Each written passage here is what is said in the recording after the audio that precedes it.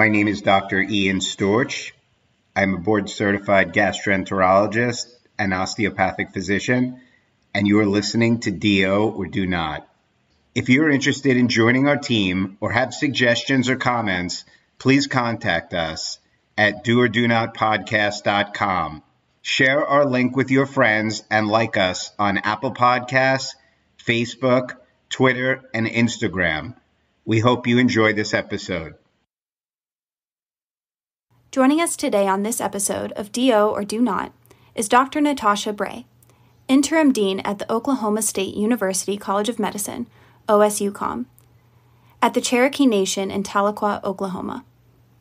Dr. Bray earned her Doctor of Osteopathic Medicine degree from OSUCOM and completed her internship as Chief Intern Physician at the Philadelphia College of Osteopathic Medicine. She then went on to complete her residency at Cambridge Health Alliance, a Harvard-affiliated teaching hospital. Board certified in internal medicine and addiction medicine, Dr. Bray has dedicated herself and her career to using medical education as a means to serve the most vulnerable of populations. In this episode, Dr. Bray delves into OSUCOM and discusses the unique aspects of the school, including its status as the only tribally affiliated medical school in the nation. Okay, Natasha, thank you so much for being with us today. Thank you for inviting me. I'm really excited to share some of the work that we're doing at OSU. Now, you're the dean, right? Yeah, I'm the interim dean of our Cherokee Nation campus, which is the additional location. Our main campus is located in Tulsa and opened in 1972. We're celebrating our 50th year. And in 2020, we opened an additional location with the Cherokee Nation in Tahlequah, Oklahoma, and that's where I'm located. So that's totally why I thought it'd be awesome to have you on the podcast, because the school, or at least the branch campus, sounds like it's so much different than any other medical school that we have in the U.S. So can you tell us about how the idea came about and how it was founded and what you're doing? Absolutely. So, as I said, we opened in 2020, and we're the first medical school that's affiliated with a Native American tribe and located on tribal land. So we are on the Cherokee Nation reservation.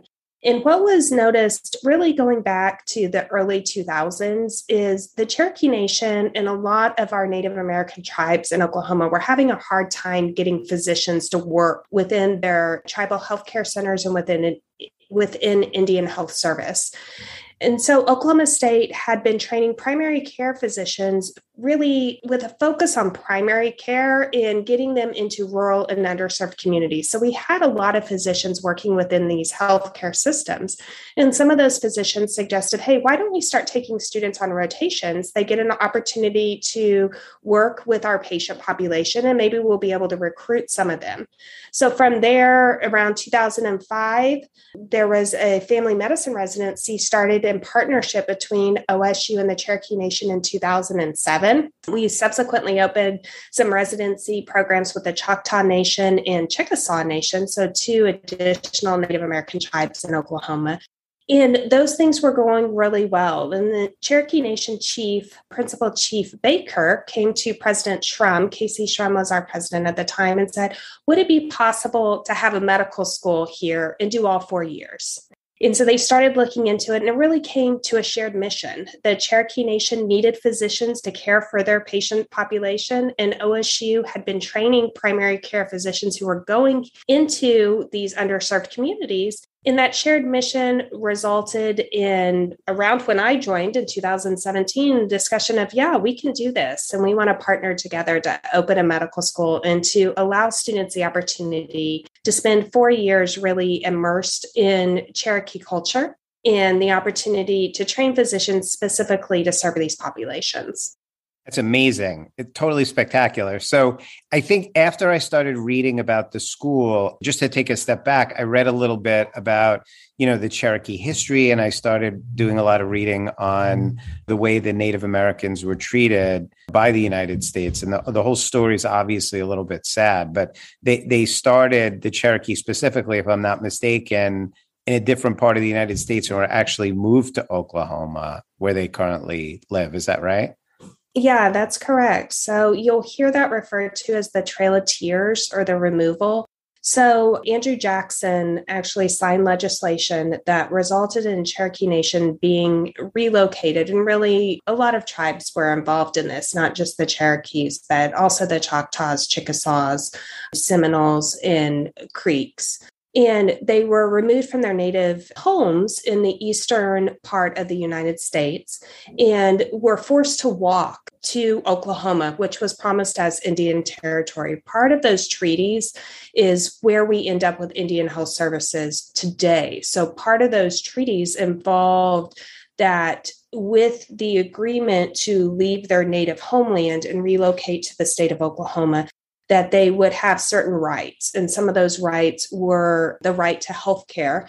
And so when people hear about Indian Health Services and people who are members of our Native American tribe being able to receive services through IHS, a lot of times people think, oh, well, that's just it's a program that was designed to support them or help them. And really it's a prepaid benefit because of the land that was confiscated. So that land was confiscated, and as payment for that, there was the promise of healthcare in perpetuity to those tribes and their descendants.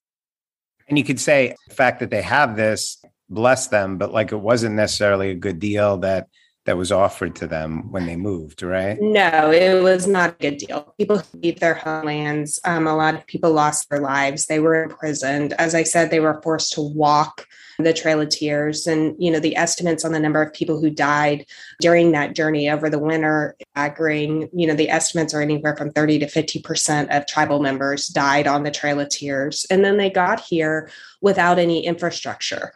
And so they were put then in an environment where they didn't have a lot of the things where they had built up communities in their native lands. So they had to restructure their government. They had to restructure how they related to one another. And it didn't stop just with the Trail of Tears. That community harm continued with forced assimilation. What was provided as being tribal lands and kind of community property and hunting lands was continuously narrowed. There was the allotment process, which involved registration for the Dawes rolls, where people either had to claim their heritage and get put on the Dawes rolls or not, forcibly removed from your homeland. And so these repetitive historic traumas happened to these tribal members. It wasn't until the 1970s where we had the Indian Child Welfare Act, where tribal citizens who had children had the right to say, you're not going to take my child and put them in a boarding school and take them out of their homes. They had self-determination of how they raised their children and where their children went to school. So this was long-standing trauma that these people experienced that really it's hard for us to wrap our mind around. Yeah, that's an amazing story. I think that background's so important. So I appreciate that whole summary in 2 minutes. But now coming back to what you were saying at the beginning. So now it's 2017 and OSU decides that they're going to set up a school. So can you tell me about that process and then how you became involved? Yeah, so the process really goes back to trust and listening. And one of the things that I think OSU and Cherokee Nation, when they talk about this relationship, it was that shared vision of how do we get physicians who want to be part of these communities, who want to care for the citizens. And really the goal was, how do we take tribal citizens and allow them to obtain a medical education and take care of their own people? So a lot went into trust. What does that look like? How do we do this in a meaningful way? And we made the decision that it made the most sense to have an additional location from an accreditation standpoint. Why that's an important distinction is it's pretty hard to make a freestanding medical school. There's a lot that goes into administrative oversight and those types of things. And so by creating an additional location of Tulsa's main campus, we were able to take a cohort of 50 students, put them in Tahlequah. So we take 50 students per year, and you can take a smaller cohort. You can rely on the main campus for administrative and academic support of the campus, but we're able to create a unique environment where we are allowing students to train and to be part of a community that they want to serve. And whether that's the Cherokee Nation that they want to be part of, or we have students who are Choctaw citizens and Chickasaw citizens and Creek citizens, and also from other small rural communities across Oklahoma, but they're able to be educated in an environment that really keeps them in touch with why they want to serve those communities. So, Natasha, when you're looking for students, and I'm going to ask you in a couple of different ways, when you're looking for students, what is the school looking for? And on the other side, when students are looking at, your campus, what do you think they should be looking for? What draws students to your campus? So we really look holistically at applicants to our program. We want students who share our mission, and our mission is a mission of primary care. Our mission is one of service to underserved communities, and those look different, right? So that doesn't mean we expect all of our students to go into rural small towns. It doesn't mean we expect them all to be family practitioners. It doesn't mean we expect them all to serve our Native American tribes. Serving rural communities look very different, but a mission-oriented student is really important to us. I touched on that we are a small campus. We take 50 students a year. So we want students who want to be part of our community.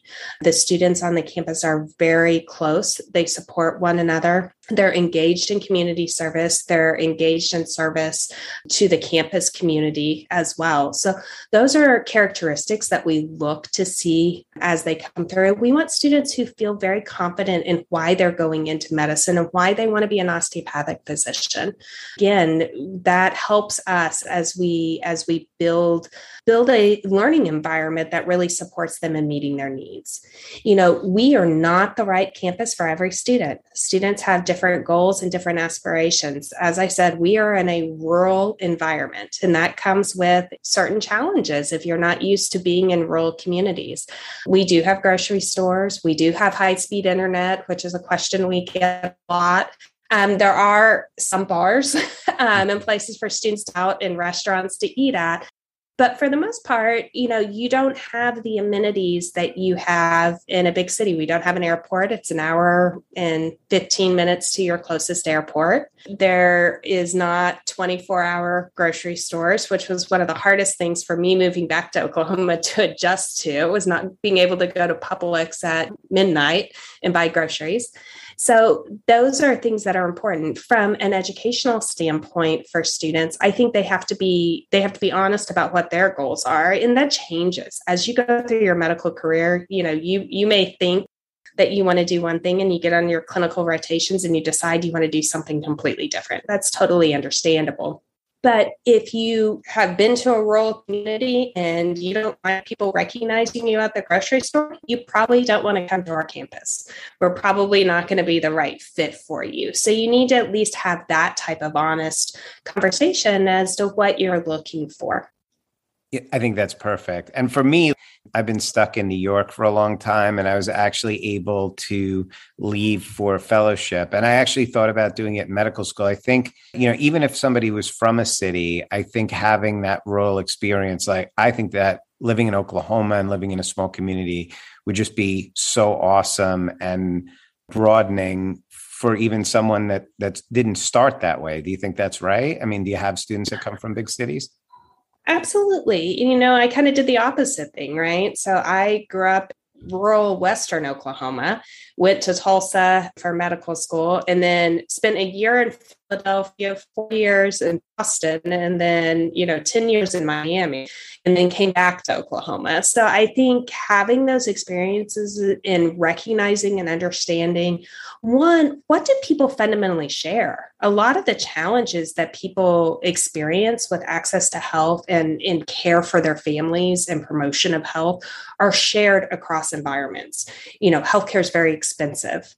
There's always going to be transportation challenges associated with caring for certain populations. They look different when you're talking about urban challenges around transportation versus rural communities. But it's a shared challenge that we have to take into account.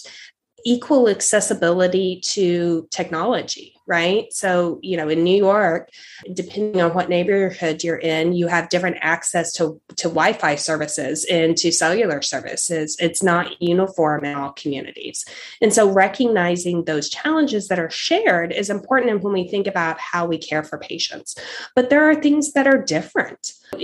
probably would be very weird for someone in New York to hear me say, my closest place, and I'm well past having children, but the closest place that I could deliver a child is an hour and a half away. And we're not talking about an hour and a half because that's traffic time. It's 90 miles. And so that's a very different lack of access to care than what other people may experience. So again, there's unique challenges and there's shared challenges. And I think the more as you go through your education and your training, you experience those, the more you can kind of think from a health system standpoint, how do we work together to begin to solve these problems so we ensure that patients have access to high quality care, regardless of where they choose to live and what communities they're part of. Natasha, if I can compliment you for a second, we've interviewed deans that are probably 30 or 40 years older than you, and you're just so wise and well-spoken, and I really appreciate all your explanation. Oh, you're very kind. Thank you. So just going on what you just said, maybe you can tell us where you grew up, which you already told us a little bit, but tell us where you grew up and when you decided you want to be a doctor and where you went to college and how you became interested in osteopathic medicine. Yeah, absolutely. So I grew up in Western Oklahoma, as I said, in a town called Enid, Oklahoma. It's a small town, Western Oklahoma. My dad was a primary care doc. He's an osteopathic physician who was a family practitioner. So I was born his first year of medical school. So kind of went through that journey and experience with him. I don't remember ever not knowing that I would be a physician. I started working in his office when I was I think I was 12, and his person who did coding and billing for him went on maternity leave. And somehow I ended up doing his coding for him for his office. So I sat in the back of the office, looked at all the, CPT codes, and would take the diagnoses and translate them to ICD-9 codes. It was ICD-9 at the time. And so was just always there. My mom was his office manager. So it was very much, a small private practice. And he provided what was, traditional family practice, cradle to grave care for his patients. He delivered babies, and he delivered those babies later in life. And so was very much engaged in the community. So that was very much what I was surrounded with. He was also a pharmacist before he went to medical school. So, had very unique perspective on the care of patients. So I actually left Enid when I was 16 and went to the Oklahoma School of Science and Mathematics, which was in Oklahoma City, which is where I met my husband. So it was a magnet high school for science and mathematics. And I think that was formative, really important for me because it took me out of a small town high school, put me in a very competitive STEM program. And I got the opportunity to be exposed to a lot of things. And I actually started questioning at that point whether or not I wanted to be a doctor. I loved biomedical research. I loved physics. I loved computer programming. I spent the summer between my junior and senior year of high school at Intel doing computer programming. We had won a contest and they brought 4 teams out to do this high-level programming. And it was this wonderful opportunity. And I learned a lot. My summer after my senior year of high school, I spent in upstate New York doing biomedical research, looking at EEG observation patterns in different animals. And so I was hooked that I was going to be a PhD I wanted to be a physician, but I wanted to be a PhD and have a combined degree and really do biomedical research. I'm old. This was around the time when they were actually, doing the human sequencing. We were right on the cusp of being able to fully sequence the human genome. That was the wonderful thing. As I went through college, I began to learn more about myself, to be honest. And what I learned was, as much as I have a passion for biomedical research, I have more of a passion for working with people. Where my ethos and where my happiness and where I really found joy was in being able to bear witness.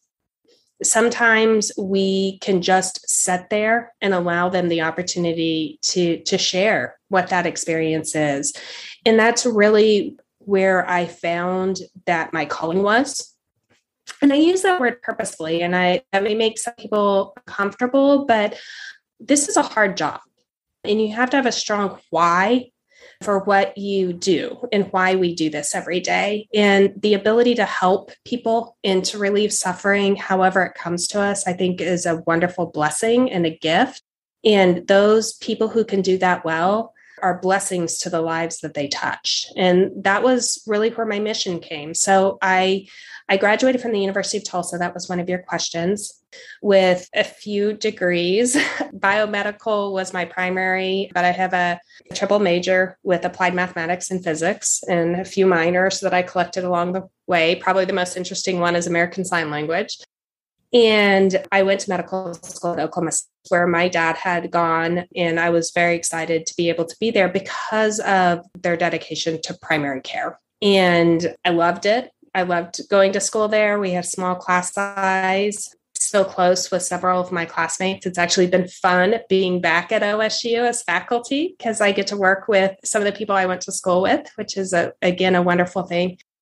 From there, I did a traditional rotating internship, which probably most of the listeners to your blog don't even know what that is anymore. But it was, I'm not sure what I want to do and where I fit. And so that made sense for me after graduation from OSU. And I ended up then doing internal medicine residency at Cambridge Health Alliance in Cambridge, Massachusetts, which is one of Harvard's affiliated programs.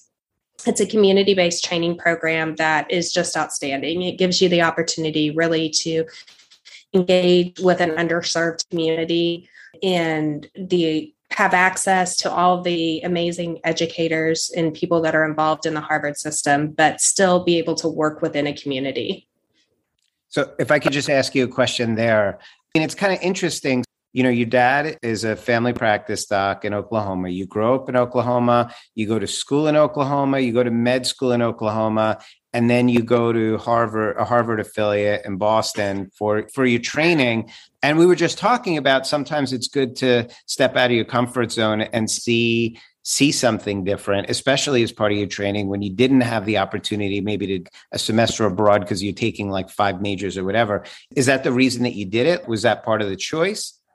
So I was juggling 2 professional careers, right? I said that I met my husband in high school. He had a degree in mechanical engineering and took a job out of college so that I could go to medical school. And so as I was finishing medical school, we had some conversations about what does he want to do? Does he want to be an engineer? And so he came home one day and he said, "Hey, I think I'll go to law school." And I said, "Okay, that sounds great." So now I'm a 4th year medical student trying to figure out where I'm going to go do residency. And he's decided he's going to take the LSAT and go to law school and apply to law school. So we started juggling that. And wow, for all of you students who are out there, that is one of the most stressful times, trying to juggle, whether you're trying to juggle couples matches or you're trying to juggle professional relationships and how you make those compromises. That's a hard one. So Matt took the LSAT. He applied to law schools. I'm trying to interview for residencies.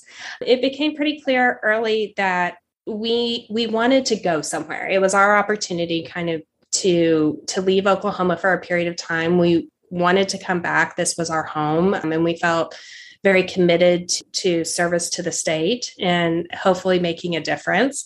But it was our opportunity to do something and to see a different part of the world. And so we went through that process. Initially, I said I did a rotating internship in Philadelphia. That was because he'd gotten into law school in New York at Columbia. And then I had signed my contract. So that was, March-ish. And he got accepted to Harvard Law. And I said, well, you don't not go, right? Right. That's not an option. We'll figure it out. So he went to Boston. I went to Philadelphia for a year. And then I was very fortunate to get accepted into an internal medicine program there in Boston. And during the course of that rotating internship, I think it's sad we don't do that anymore. I had the opportunity to work with amazing people.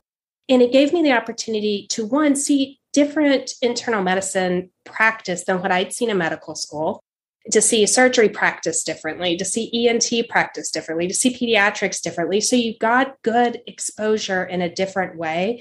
And it really helped me say, this is where I'm supposed to be. I'm supposed to do internal medicine. It fits my personality. It fits the things that I care about. it's what feels right and fits me professionally. And so it allowed space for that and time for that. So we ended up in Boston. That's amazing. So, okay, so you're in Boston, and then tell us where you went from there. So for Boston, we had an honest conversation, which was basically involved, I hate snow. Mm-hmm. And I say that because, it's funny, the things that motivate us. So when Matt was ahead of me in law school from where I was in training, so as we started thinking about law school, where you spend your 2L summer, so that summer between your second year and third year is a big decision point, because that's probably where you're going to get your job offer and where you're going to end up taking your first offer from a firm. So we were having this conversation about, where are we going to go? Do we want to go to DC? Do we want to go to Chicago? What's it going to be? So there was a really bad winter around this time. I think this past year, Boston may have actually exceeded the snow that happened in December of 2003, but there was a lot of snow that winter. And I firmly decided that I did not want to live anywhere where I had to deal with snow, and a lot of snow. So that shaped a lot of our conversations. So that took DC off the plate, took Chicago off the plate. And Matt got an offer to spend his 2L summer in Miami, Florida. And I was like, it sounds great. No snow. Hurricanes didn't bother me too much. So we made the decision that we would go to Miami. So he went to Miami. We were staggered. So for the second time in our marriage, we spent a year apart, and I stayed and finished my training, and he moved to the beach. Now, those conversations during my third year of residency were fascinating, right? I'd call him every day. How's the weather? It's 86. Mm-hmm. How's yours? And I'm like, it's snowing. So, it was a rough. It was really hard. And it took a lot of commitment on both our parts to kind of get through those stagger and training, but it worked well for us, and we're very thankful. So I moved to Florida when I finished residency and took a teaching job, right? So this is another thing that I will tell people. I took a job at Nova Southeastern in their Department of Internal Medicine as really a hybrid job. So I was at Broward Health, seeing patients in their internal medicine clinic 50% of the time. The other 50% was teaching. And it was going to be a 1-year job. So I was going to take it, get settled in Florida, apply for fellowships, and go back and do a fellowship. But just because of the staggering of all that, this made the most sense to us. So what's it been? 17 years later, I'm still teaching.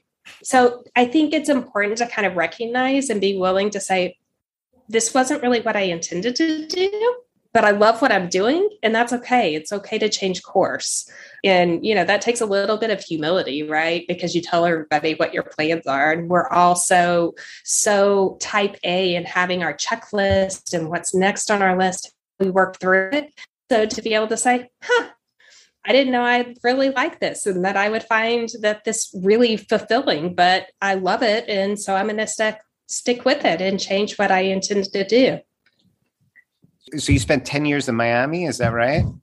Yeah. So, and it was fun because I commuted, right? So we were in Miami. Matt would go to downtown Miami. We were on the beach, and I would drive up to Broward, to Broward Health, or to Nova Southeastern, which is in Davie, every day. And it was wonderful. We had a great time down there.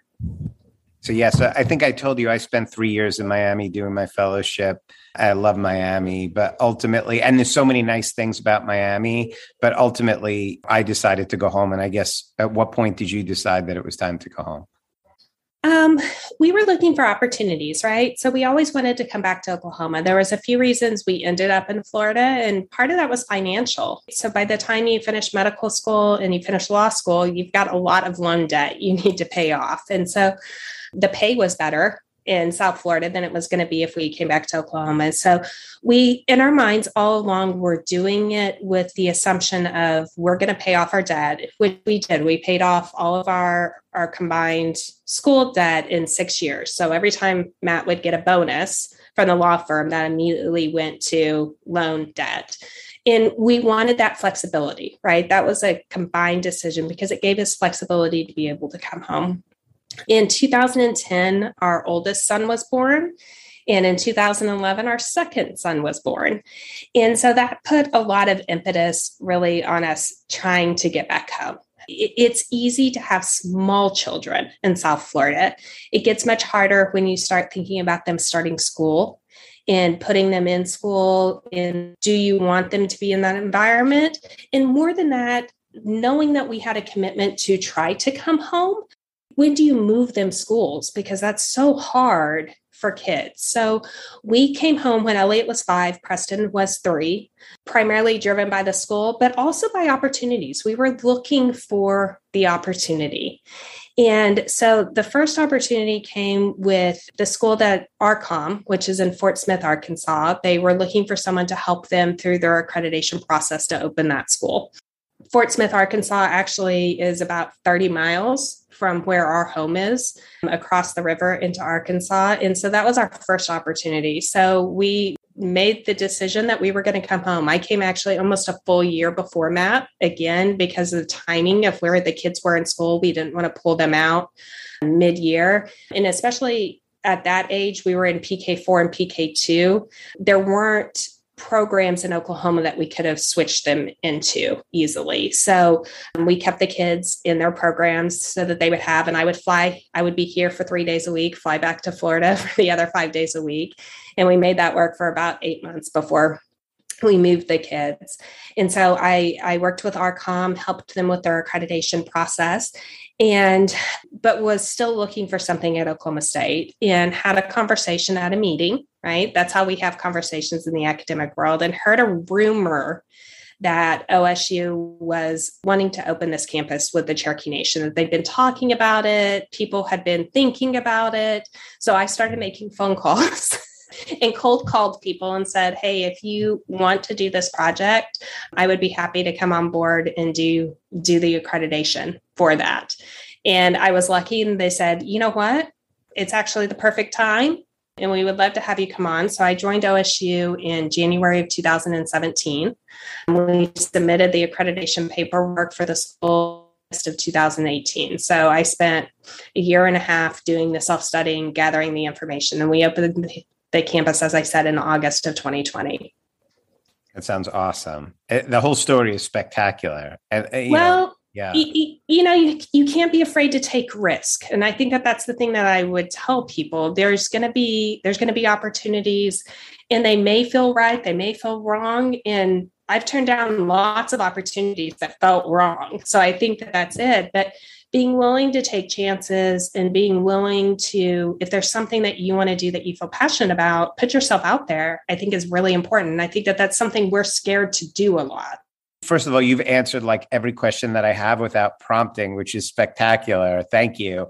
But I always tell students, show up to play, just like you said, put yourself out there, be in a position where opportunity will find you, which it sounds like is pretty much your whole story, but you're working hard the whole time and things just tend to work themselves out. Do you think that's true? Yeah, I think that's absolutely true. And, sometimes it doesn't, right? And that's the other thing is you have to, when things go wrong or they don't go exactly how you expect them to, say, okay, what can I learn from this situation? And then let it go. You're never going to please everyone. And I think we're our worst enemy in that regard, in that we want to be right for everything all the time. And that's just not the reality of how we work. So don't expect that, but that doesn't mean that you don't try and you don't ask. I think, my message to students is always be honest, know what motivates you. And to be honest, a lot of times is be honest with yourself. If there's things you don't like, I was at the school earlier today and they were doing an OB simulation. It was the most uncomfortable thing I've ever seen. They were putting fetal scalp monitors into oranges, of all things, to get the feel of the resistance associated with it. It was terribly uncomfortable. I don't like seeing babies born. Not my thing. I'm an internist. And so I think you have to be honest with yourself of what you like and what you don't like, how you're willing to work, what you want your life to be structured and look like. Living on a farm in rural Oklahoma, I can promise, is not the right thing for everyone. but also living on the beach in Miami, Florida may not be the right thing either. And so recognize that your needs, your goals, your ambitions, they're going to evolve and change over time. And that's okay. That's what makes us good providers. That's what makes us and allows us the opportunity to be able to relate to patients and understand that people have different life experiences and they may see the world differently than you or I do. Natasha, thank you so much for your time. You've been absolutely awesome. And I'm sorry to keep complimenting you, but if I was going back to medical school and I could pick my dean, I would want you to be my dean. And I think OSU is very lucky to have you. Thank you so much. And I just wish you the best and all the students out there, the absolute best. If I can ever do anything for any of them, they are free to contact me at any time.